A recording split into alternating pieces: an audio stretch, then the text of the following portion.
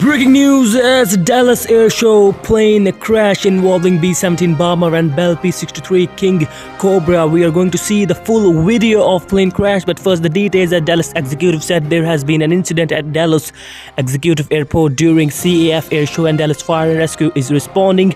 And yes, this is the timing details. The accident took place during the Wings Over Dallas World War II Air Show at 1:25 p.m. and involving mid-air plane crash. And yes, according to the Federal Aviation Administration, a Boeing B-17 Flying Fortress and Bell P-63 KingCobra crash. So now the video time.